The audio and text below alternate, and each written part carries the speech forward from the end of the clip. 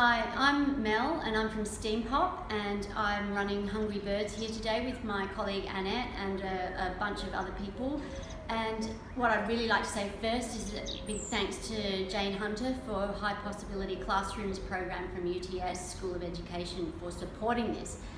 What we like to do is to create experiences that involve embedding the arts into STEM concepts. That's science, technology, engineering, maths, but from an arts perspective.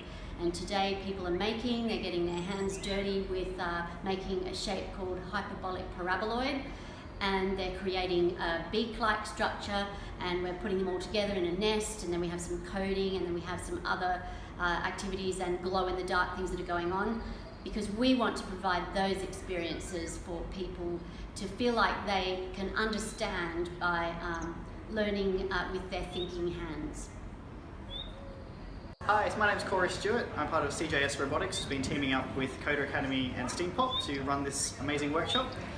It's been an absolutely amazing experience so far. I've enjoyed every minute of the planning of it and actually carrying out this activity. Looking into a lot of the maths that go behind art, and also then working that into electronics, mechanics, engineering, and that's the side that I'm really interested about, coming from an engineering background. Hi, my name is Maggie. I'm from Coder Academy. I am the STEM coordinator there.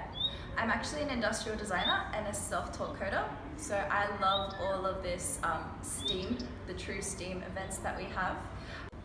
Switching young people onto the STEAM disciplines is really important, and so something like this particular event is really important because it brings together maths, an engineering component, but also the artistic and aesthetic aspect of STEAM.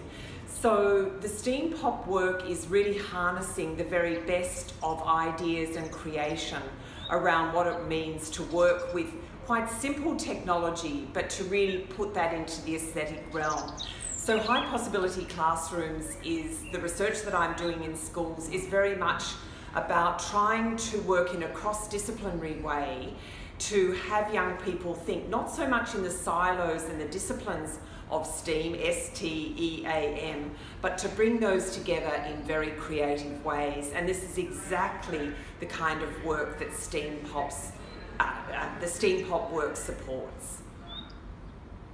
So what's excited me about today's project is the fact that we can see lifelong learning. So we have kids that are 3-4 years old, and we actually have grandparents who've come together for the ride, and I think that's probably the best part that we can see, truly lifelong learning skills. It's really cool, like with all the kids and stuff, they really got involved, and it was also interesting to see the adults getting involved.